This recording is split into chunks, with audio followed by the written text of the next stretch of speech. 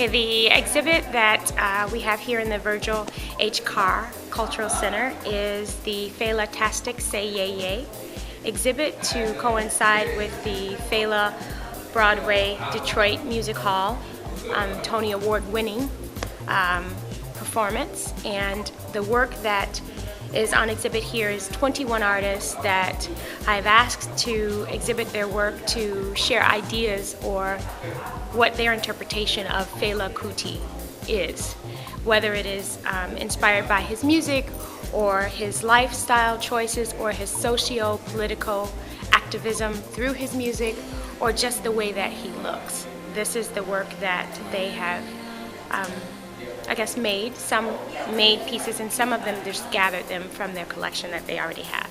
Fela Kuti to me, well, everyone knows Fela Kuti from his music, or not everyone knows him, but when you first say Fela Kuti, for those who know him, you think of Afrobeat. He is the father of that music. And for Detroit, I think for those who might listen to hip hop may know that Jay Dilla mixed some of the work, some of Fela's work with his work. But for me, politically, I think of what he fought for in Nigeria, in Lagos, what his mother fought for, and what that means for me as a Detroiter. I think Detroit has to fight battles that are related to what the image of the city goes through, the political problems that we go through. And when people think of Detroiters, we're people who sometimes we get beat often by the media, but we keep getting back up. So when I look at the relationship that Fela had in the place that he lived, I look at the relationship that we have in the place that we live in. But it's not necessarily always us that are beating us up. We do it too because everybody else is doing it.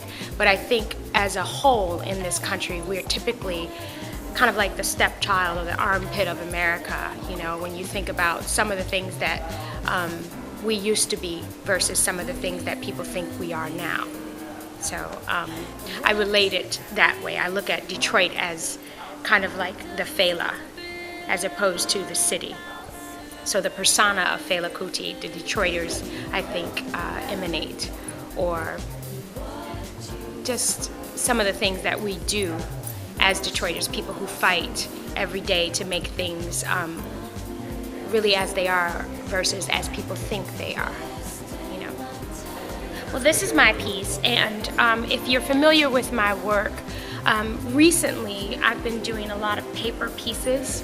I'm very tactile, so most of my pieces come from a result of doing very large pieces and not having the money to insure them or ship them when I ship them to different shows, maybe in San Francisco or in Miami. So I started doing paper work.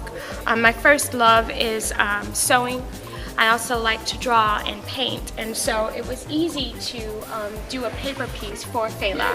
So this particular piece is really my interpretation of Fela.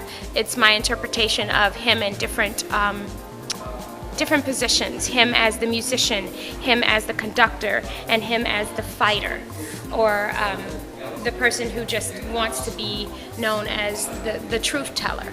And so you'll see his hands that are up like this, and to me that represents not necessarily resistance, but hey, I'm here, I'm gonna fight, and no matter what you do to me, I'm coming back. The microphone here as Fela as the musician, and you know, often when I think about every video that I've seen of him, he's smoking a cigarette, but I relate. Most people who smoke cigarettes, sometimes they do it as a nervous habit, and when you think about all the stress that he had to go through, not only in his personal life, but his political life, and then having to fight for so many even those in his troupe and in his family. So that's what these three poses represent. And then the hands that are here, that are held here, are really like the total of Fela. It's sort of like, I'm here, this is who I am, you can either accept me or you don't. But I think he was a truth teller, and so all of this represents that. The patterns represent his personality.